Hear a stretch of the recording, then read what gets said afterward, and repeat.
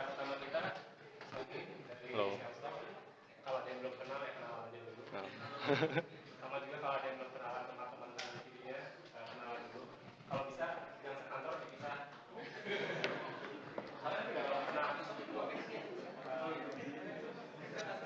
buat yang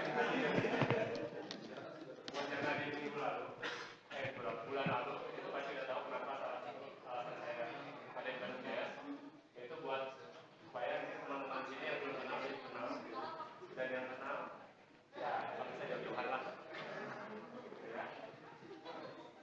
Paling saya serahin ini ke kalian. Ya, selamat malam teman-teman.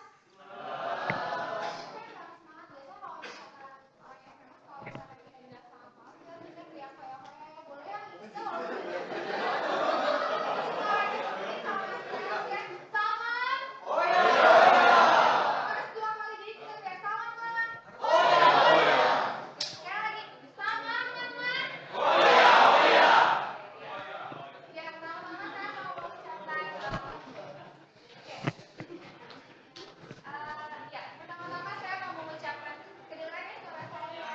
Pertama-tama saya mau mengucapkan selamat datang sama Ekstrema. Mungkin sebagian dari rekan-rekan di sini ada yang belum tahu mengenai Ekstrema atau bahkan mungkin dia ada Ekstrema gitu ya.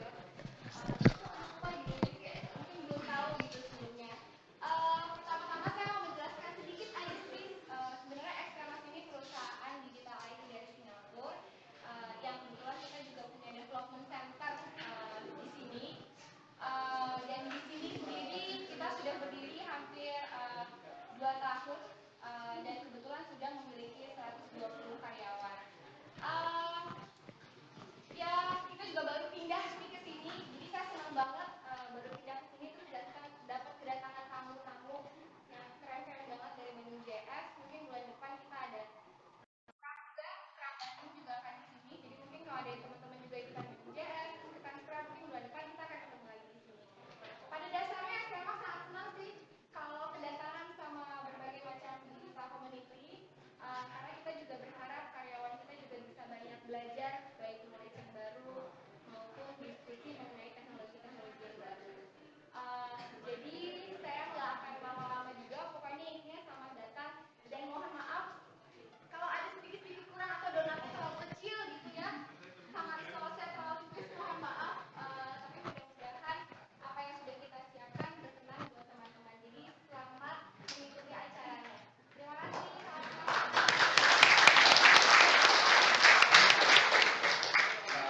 Terima kasih Mbak Lia. Jadi format untuk malam ini kita yang pertama ada dari Sony untuk React. Terus nanti kalau ada yang mau sharing, ada sharing repo. Mungkin kita kasih 10 sampai 15 menit. Kalau ada yang mau mampir ke saya aja. Jadi kita bisa inilah langsung ke depan gitu ya. Kalau yang malu-malu datang saya juga. Oke, mari kita mulai. Mari dinamakan buat Sony.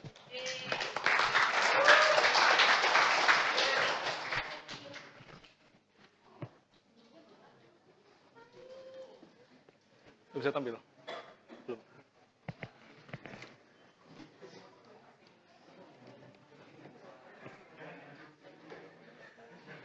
Oke, selamat malam semuanya. Kenalin dulu, nama saya Sony. Saya kerja di Salesstock. Jadi Salesstock, for your information, ada kantornya di Pascal Hyper Square. Kalau mau mampir juga boleh. Kita bisa sharing-sharing. Ada makanan banyak.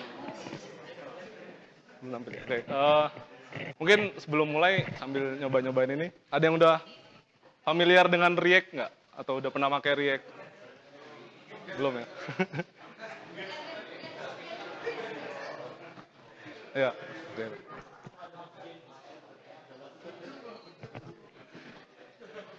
Nah, jadi hari ini sebenarnya cuma sharing aja sih apa yang telah kita bikin di Salesstock terutama dan apa yang pernah aku bikin juga di React Native.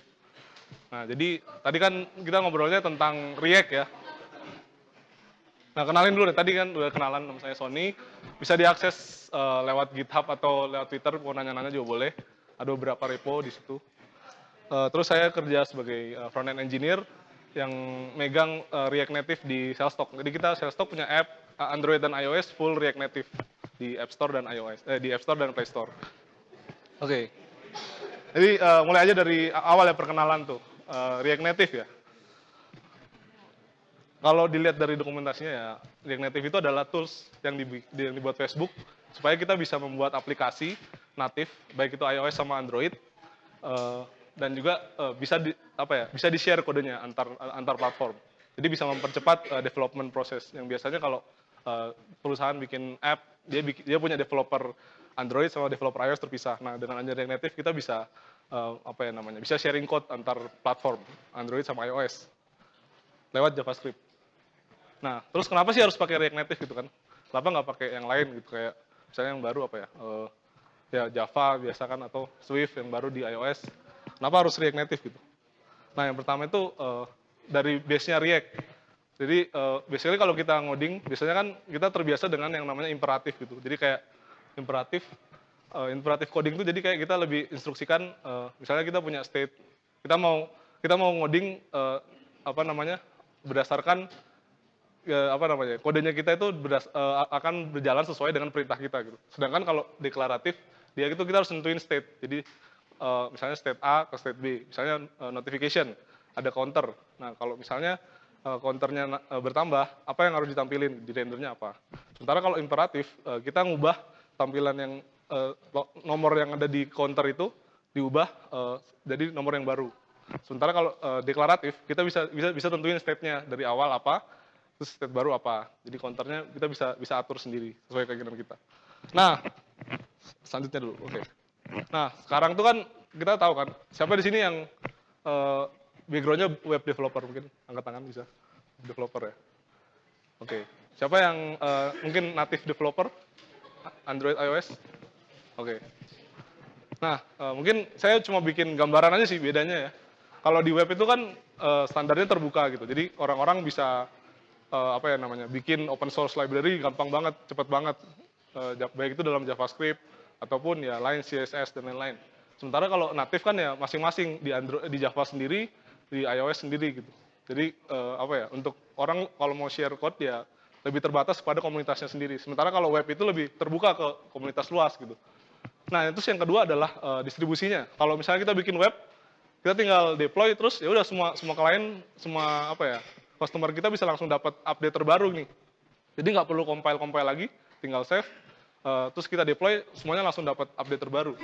Sementara kalau misalnya iOS atau Android, biasanya kita harus compile dulu APK-nya atau IPA-nya, terus kita upload ke Play Store, nunggu review berapa hari? 3 hari biasanya. Kalau iOS, kalau Android mungkin beberapa jam gitu. Nah, itu kan beda banget gitu kan antara web sama Android sama iOS. Nah, lalu kalau timnya sendiri, kalau di web kan biasanya ya satu, misalnya produk tim. Jadi misalnya ada front end, nah dia ngerjain produknya itu bersama-sama. Sedangkan kalau natif ya kita ada timnya sendiri, kayak iOS punya tim sendiri, Android punya tim sendiri. Jadi timnya terpisah. Sementara kalau web ya kita bisa jadi satu tim, bisa ngerjain projectnya barengan gitu. Nah, terus bedanya apa sih dengan React Native sama React Native? Nah, kalau React Native itu dia open source, jadi bisa dilihat di GitHub kalau mau dicek. Terus juga distribusinya React Native sama dengan yang web, soalnya dia sebenarnya JavaScript bundle, jadi cuma file JavaScript yang dijalanin sama app native kita gitu. Jadi kalau mau distribusi app-nya React Native itu cepat banget, sama kayak punya web. Lalu tadi yang compile gitu, kalau di Android sama iOS kan kita perlu compile, misalnya kayak di iOS kita pakai Xcode, kita compile nunggu berapa jam baru selesai, baru bisa kita coba yang baru gitu. Sementara kalau React Native kita tinggal jalanin itunya, packagernya. Kalau kita punya changes, ada perubahan, kita tinggal save, terus dia langsung berubah. Kayak gitu, jadi segampang web. Terus tadi timnya, kalau timnya tadi kepisah iOS sama Android, di React Native kita bisa nyatuin timnya. Android dan iOS bisa dikerjain oleh satu tim atau bahkan satu orang kalau misalnya dia bisa JavaScript gitu. Terus API-nya juga kalau yang natif dia kan imperatif. Jadi kayak ya seperti ngoding biasa, kalau Android ada jar mungkin library-nya, kalau iOS ada sendiri. Nah, kalau di React Native dia deklaratif API, soalnya ya basically React itu kan deklaratif programming gitu. Jadi kita bisa nentuin kalau kita punya state, kita mau ngerender apa gitu, jadi apa. Nah, mungkin masih pada bingung ya React Native. Nanti mungkin kita bisa tes. Nah, fakta yang menarik dari React Native sebenarnya React Native itu bukan web view yang dibungkus dalam aplikasi. Jadi kita jalanin app kita itu bukan dalam bentuk web ya. Kalau misalnya teman-teman pada tahu mungkin Cordova atau PhoneGap, dia kan jalaninnya kode JavaScript-nya di web view gitu. Jadi dia butuh nge-load web view-nya dulu baru nge-load JavaScript kita. Sementara kalau React Native dia nggak ada web view, nggak ada CSS, nggak ada HTML. Nah, terus gimana dong kayak stylingnya gitu gimana? Nah, kalau stylingnya di React Native kita pakainya Flexbox. Jadi kayak styling versi baru lah untuk web. Jadi kita harus pakai Flexbox kalau di React Native. Nah, terus yang terakhir adalah tidak ada kompilasi. Jadi emang kodenya itu kita save terus langsung berubah file JavaScript kita langsung dibundle lagi terus bisa ke refresh tampilannya. Jadi cepat banget dibanding kalau kita develop Android gitu, kita harus compile dulu, nunggu berapa menit baru muncul hasilnya gitu. Seperti itu. Jadi untuk productivity sangat membantu. Nah, terus faktanya di lapangan React Native sudah pakai di production. Contohnya di sini kalau mau cek di blognya Instagram, mereka sudah mengganti beberapa pages kayak misalnya save foto atau foto Instagram, beberapa timeline dia udah pakai React Native. Jadi emang dioptimize tuh gitu. Ada beberapa perusahaan termasuk perusahaan ini Salesforce. Jadi mungkin saya bakal share beberapa insight atau keuntungan kami di Salesforce memakai React Native untuk production. Nah, React Native di Salesforce kalau bisa dilihat teman-teman di Play Store misalnya, Salesforce udah di-download sama 3,5 juta orang, dan yang ngerjain ternyata kita cuma berlima, jadi kayak ada platform team cuma bertiga, terus sama front end team ya paling berdua gitu. Kita semua ngerjain app Android sama iOS di waktu ya ini. Kalau Android itu kita awal-awal memulai menggunakan kita awal-awal bikin Android app-nya. Tapi kita tetap kita tetap menjaga code base kita supaya bisa jalan di web juga. Jadi kode kita bisa jalan di web sama jalan di Android. Itu kira-kira 4 bulan. Terus iOS 2 bulan setelah Android launch. Nah, terus yang menarik adalah kita bisa share 90% kode kita di web, Android sama iOS. Jadi 10%-nya itu apa? Yaitu seperti native modul. Jadi kayak misalnya native modul kayak autentikasi gitu di Android sama di iOS kita bedain gitu. Nah, jadi 90% kodenya sama, itu JavaScript yang kalau misalnya kita ubah sekali, itu bisa langsung berubah di Android, iOS, sama web. Jadi untuk membuat fitur, kalau engineer bikin fitur, itu sekali bikin bisa langsung di-launch ke Android, iOS, sama web. Jadi sangat cepat banget iterasinya gitu sih. Nah, jadi jadi React Native di Salesforce sangat efektif lah untuk engineer, untuk meningkatkan developer experience kita untuk app kita ya. Nah, salah satu yang kita coba implement adalah ini. Jadi beberapa minggu yang lalu kalau nggak salah ada ReactConf di ReactConf 2017. Nah, salah satu pembicaraan itu ada ini Jing. Nah, dia bicara tentang optimasi React Native gitu kan. Nah, dia bicara kalau React Native itu kadang-kadang lambat startupnya karena dia harus nge-load bundle JS-nya dulu di awal, kayak itu butuh waktu sekitar berapa milisecond gitu. Nah, baru bisa jalanin app-nya. Nah, yang kita lakukan di Salesforce adalah kita mencoba kayak optimasi pada waktu app-nya nge-load bundle-nya, kita di sisi natifnya kita nge-load nge-load data dari server. Jadi sambil nge-load data, dia sambil nge-load bundle, jadi barengan, paralel. Nah, hasilnya adalah lebih cepat startup-nya, jadi kayak bisa mengurangi waktu startup yang awalnya mungkin, nggak tahu, ini terutama di HP-HP jelek ya, kita kan targetnya juga Salesforce adalah ya sista-sista yang punya HP yang di bawah standar lah, gitu. Nah, jadi kita coba bikin optimasi lah untuk mereka, kita melayani sista dengan sepenuh hati. Gitu. Nah, contohnya nih, kalau misalnya kita lihat, ini yang sebelah kiri ini pakai prefetch kita. Nah, ini langsung muncul kan. Kalau di sini tuh ada placeholder sebentar. Coba diulang ya, ntar lagi. Nah, ini pas awal startup. Nah, ini kan dia nge-load bundle kan. Sambil nge-load bundle dia nge-load data. Jadi pas selesai startup, datanya udah ada, langsung tampil. Sementara kalau yang ini, coba lagi. Kalau yang ini kan dia load app-nya, terus dia load datanya dulu, baru ditampilin. Sementara yang ini langsung tampil. Jadi itu bisa mempercepat ya. Kalau di sini nggak kelihatan cuma berapa milisecond kan. Tapi kalau di HP jelek itu kita pernah tes bisa sampai berapa detik, bisa sampai 5 detik lebih cepat. Seperti itu sih. Kita optimasinya. Nah, tadi kelebihannya kita pakai React Native, kita bisa cepat banget iterasinya karena kita bisa tinggal reload terus jalanin terus langsung berubah gitu. Terus bisa jalan juga di web.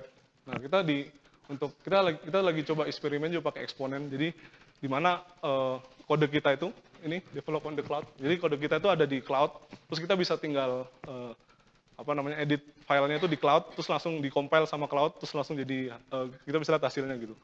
Nanti mungkin saya demoin. Nah, terus kita juga ada versioner itu semacam update otomatis, tapi dari sisi JavaScript-nya. Jadi kalau misalnya teman-teman mungkin pernah ngembangin native kan, kalau misalnya ada update, kita harus update binary-nya dulu, APK-nya di-upload lagi, terus nunggu kalau iOS 2 hari atau 3 hari, kalau Android nunggu berapa jam baru bisa ke-update kan. Nah, dengan adanya versioner atau code push, mungkin kalau teman-teman mau cek, itu kita bisa langsung automatic update ke klien tanpa lewat Play Store. Jadi kode kita yang baru bisa langsung di-push ke server, terus kliennya langsung dapat notif gitu, mau update nggak. Jadi tanpa lewat Play Store. Jadi dengan cara ini kita bisa langsung apply hotfix, kayak misalnya ada perbaikan sedikit-sedikit, kita tinggal push aja ke server. Nanti semua klien langsung dapat hotfix-nya. Jadi untuk iterasinya sangat cepat, soalnya fitur-fitur baru bisa langsung masuk kalau bisa masuk tanpa harus lewat App Store atau Play Store, nunggu konfirmasi itu. Nah, terus, sekarang kan, mungkin teman-teman, karena ini salah satu komik yang pernah dilihat, jadi kan banyak aplikasi gitu kalau misalnya dilihat aplikasi belanja yang lain gitu kan, pada berat size-nya. Terus kalau gimana sih kalau React Native sih? Ya kan, ya cukup hidup lo aja yang berat, aplikasi jangan. Oke. Nah, awalnya kita coba kan pakai React Native dengan bundle punya kita itu awalnya 13 mega gitu. Sementara kan target kita itu sista-sista yang HP-nya memorinya sisa dikit kayak tadi. Gimana caranya kita optimize ini? Kita lakuin split build. Jadi kita bisa build-nya yang ARM sama X86 dipisah. Nah, jadi size-nya masing-masing segini. Kalau yang ARM sekitar 6,9, kalau itu ngurang hampir setengahnya kan. Nah, itu. Jadi kayak sebenarnya React Native itu cocok banget untuk kondisi kita, terutama di Indonesia gitu, dengan kondisi HP yang memorinya terbatas, terus juga bisa langsung update tanpa lewat Play Store. Jadi iterasi sangat cepat gitu. Mungkin teman-teman yang baru mau belajar bisa coba-coba langsung React Native di ini sketch.expo.io. Nah, ini sebenarnya kalau mungkin teman-teman tahu JS Fiddle gitu, kita bisa langsung nyoba React Native cuma dari browser doang. Kita tinggal masuk ke sini sketch.expo.io kalau mau nyoba-nyoba gitu. Terus yang baru, kita juga bisa langsung bikin project React Native pakai create React Native app. Jadi tinggal nanti adalah kalau misalnya kita create React Native app muncul. Nah, mungkin sampai di sini dulu, mungkin ada pertanyaan. Udah sih sebenarnya.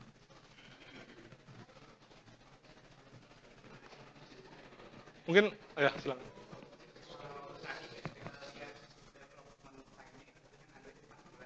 Ya.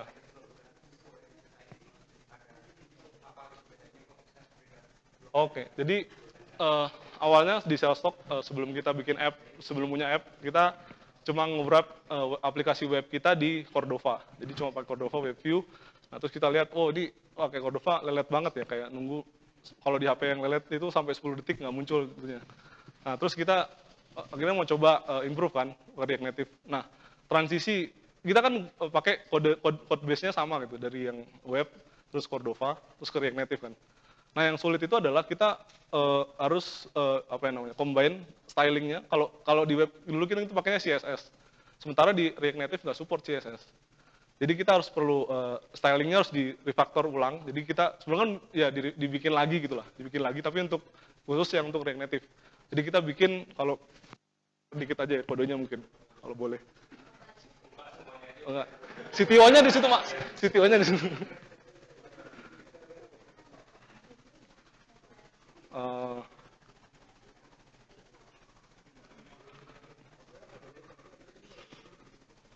mana ya?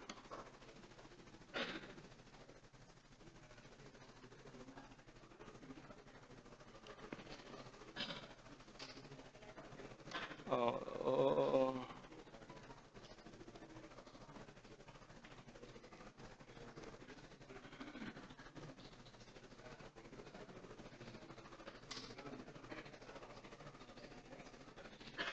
Inilah contohnya ya.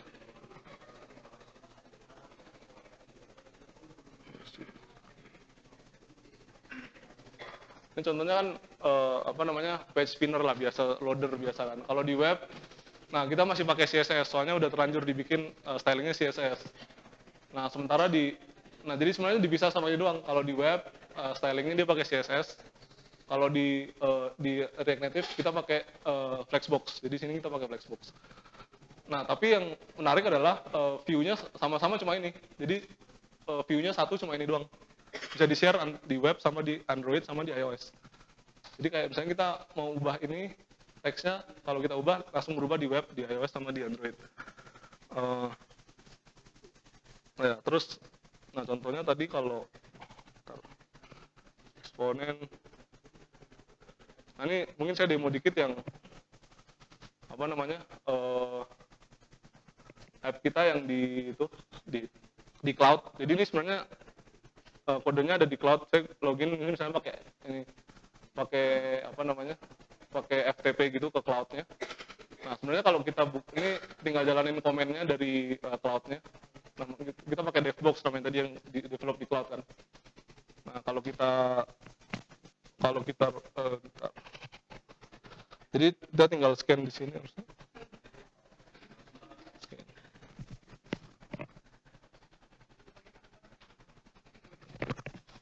Scan. Gede banget. Nah dia ngeload kan, di sini kelihatan sih harusnya.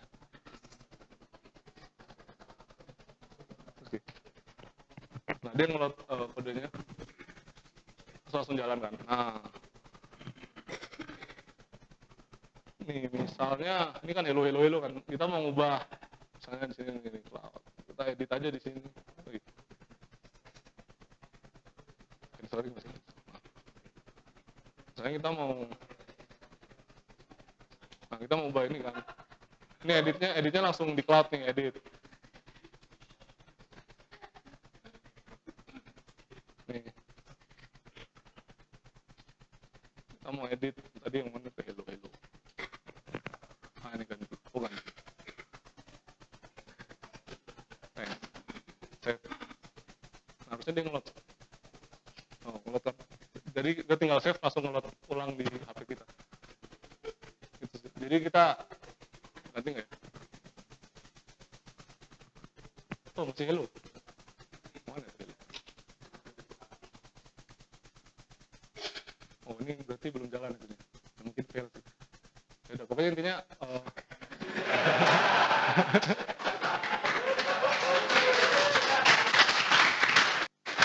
ya intinya kita bisa langsung edit filenya, apa namanya, langsung kita save, langsung berubah gitu lah di device. Intinya gitu. Nah, terus tadi pertanyaannya, oh ya, 4 bulan tuh ngapain kan? Tadi yang pertama stylenya tadi kan, stylenya kita perlu refactor satu-satu. Ada yang tadi yang ini kan masih CSS dari web, terus kita ubah ke Flexbox. Nah itu karena kita page-nya ada banyak, udah lebih dari 100, banyak lah pokoknya. Nah kita satu-satu harus bikin ininya Flexbox-nya sendiri. Jadi stylingnya kan cuma bisa Flexbox. Terus yang kedua, ya kita harus mastiin itunya, kodenya kayak gini tuh jalan di web sama di Android. Terus kita kan 4 bulan di Android, ya itu karena lamanya di situ. Nah, terus pas mau ke iOS lebih cepat karena udah jadi itunya, stylingnya udah jadi. Kita tinggal ubah beberapa komponen terus tinggal launch gitu. Ya Android duluan, kita launch Android.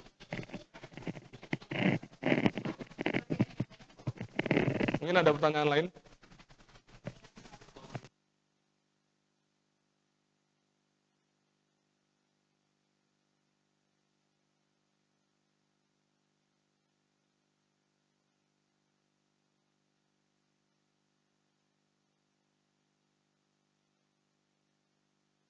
Oh kodenya bisa jalan.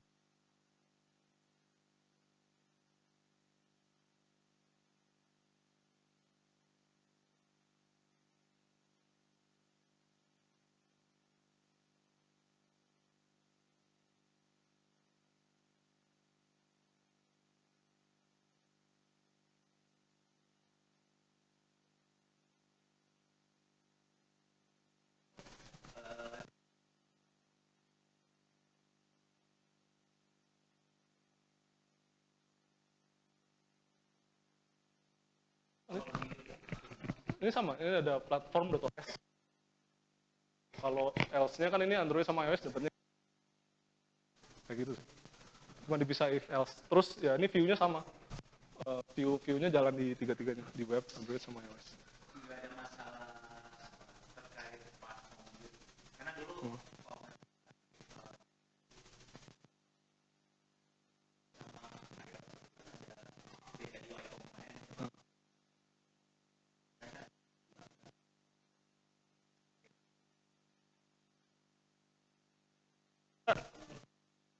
Apa yang namanya?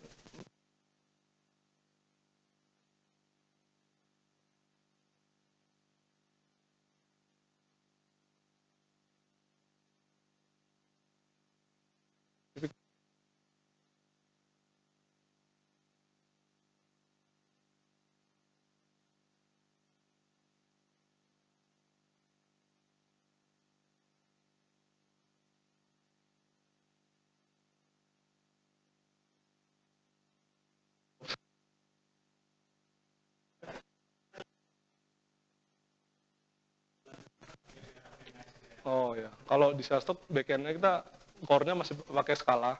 Cuma beberapa microservice kita ditransisi ke Go sih, pakai Go. Terus front end kita pakai React di web, di Android sama iOS. Terus apa lagi? Ya nanti mungkin bisa tanya lanjut sama Tito kalau mau lebih tahu lebih dalam.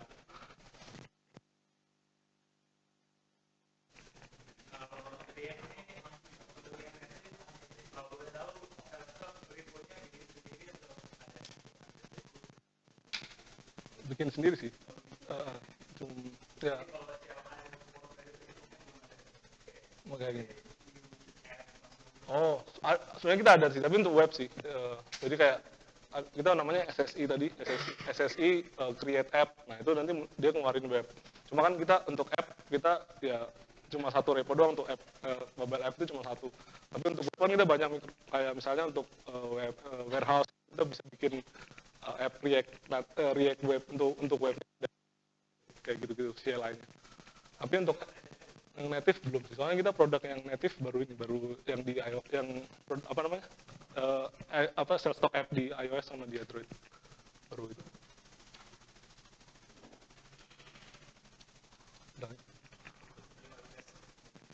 Oke, UI test, oh ya, kita sebenarnya kalau di web kita kan pakai Selenium. Nah, untuk di apa namanya Android sama iOS yang app kita pakai namanya Appium sih. Nah, karena dia ngerender native juga, jadi kita bisa pakai Appium.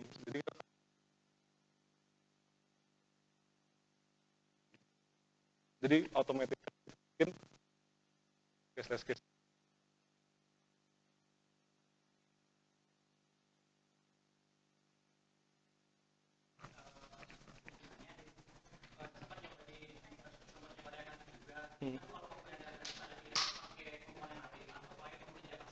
Ya.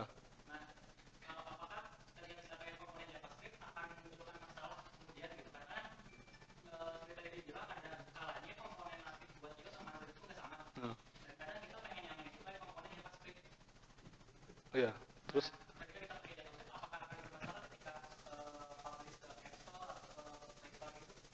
sebenarnya nggak asal apa ya? Nggak masalah sih asal memang kita udah nyiapin untuk Android sama iOS. Misalnya tadi kita punya UI untuk misalnya apa ya tombol gitu kan jalan di Android sama di iOS. Ya kita tinggal di app kita tuh memang udah support dari sisi natifnya udah support gitu. Tapi kalau misalnya kan yang contohnya nih ada tadi kita kalau pakai expo.io itu dia udah nyediain beberapa komponen natif dibungkus ke JavaScript kan. Nah, jadi kalau misalnya komponen natifnya itu nggak support. Misalnya apa ya, kita pakai barcode scanner tapi yang custom gitu, misalnya cuma barcode scanner untuk garis. Nah sementara kan kalau yang itu kan yang di support ya barcode scanner biasa gitu. Nah jadi nggak jalan di JavaScript-nya. Jadi mastiin aja si komponen natifnya itu emang udah ada di binary aplikasi kita kayak APK atau IPA gitu. Mungkin ada kayak gitu. Iya, balik lagi ke natif sih. Kalau misalnya untuk apa dulu? Contoh komponennya apa?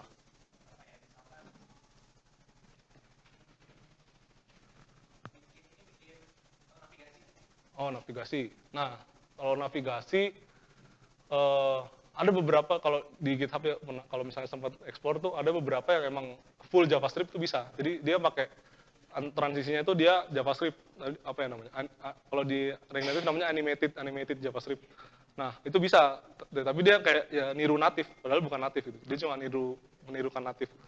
Tapi kalau misalnya pakai yang natif, saya contohnya yang Airbnb navigation, itu emang natif sih. Jadi emang ya apa ya, animasinya beneran natif. Kalau yang JavaScript full JavaScript ya dia menirukan doang sih, kayak gitu sih contohnya. Pengaruhnya kalau yang JavaScript sebenarnya lebih gampang tuh develop kan. Jadi misalnya lebih cepat, misalnya mau nambah fitur. Kita nggak, contohnya tadi kayak kalau kita mau code push, kita mau pakai versioner atau code push itu, kalau misalnya kita ada update di sisi natif, kita harus update APK-nya lagi ke App Store, tetap harus upload. Sementara kalau JavaScript kita nggak usah, kita kalau misalnya ada fix mau ganti tampilan ini, tapi cuma JavaScript doang yang berubah, ya kita tinggal push ke server tanpa lewat Play Store langsung ke update. Sementara kalau misalnya buttonnya nih butuh natif, butuh perubahan natif, nah itu tetap harus upload ke Play Store gitu sih. Ya paling kelebihannya kalau JavaScript lebih cepat untuk update ke klien gitu. Nggak usah ke Play Store lagi kalau JavaScript. Kalau yang yang natif ya dia tetap harus upload ke store sih, kayak gitu.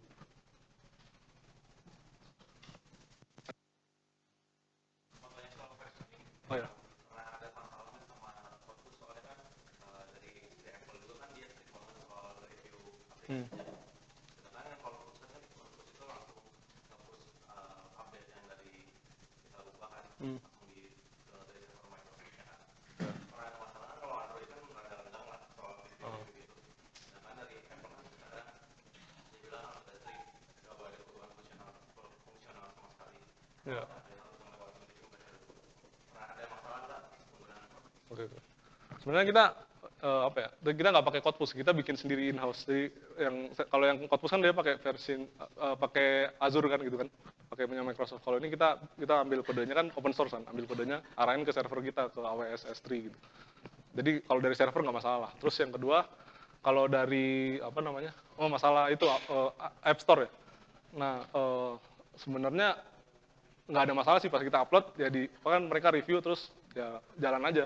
Soalnya kan sebenarnya gini, kemarin ada masalah sempat di GitHub itu ada isu kalau ada beberapa app yang pakai update gitu, ya kebetulan pakai React Native, terus dia pakai plugin pakai third party service namanya rollout gitu, bisa update binary langsung kan. Nah itu masalahnya itu nggak disetujui Apple karena dia ngubah binary-nya, dia ngubah binary IPA-nya gitu. Sementara kalau code push itu kan dia cuma ambil JavaScript kan, bundle JavaScript. Jadi dia nggak ngubah binary-nya, jadi ya aman sih sebenarnya kalau selama ini ya kita di Salesforce udah jalan berapa bulan, 2 bulan nih, kita update IPA tetap diterima sih, saya masih aman.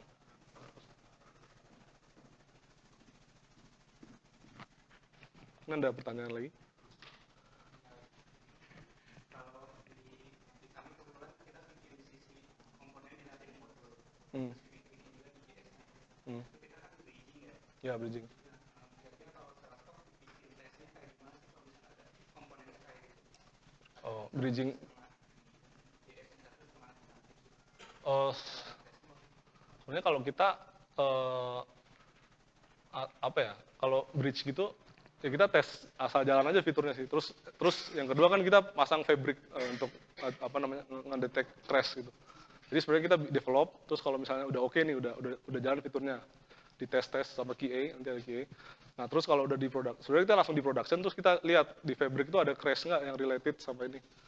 Jadi kalau ada crash kita bisa langsung bikin fixnya terus langsung deploy sih. Kayak gitu sih. Kalau sementara masih kayak gitu. Kalau dilihat sih kayak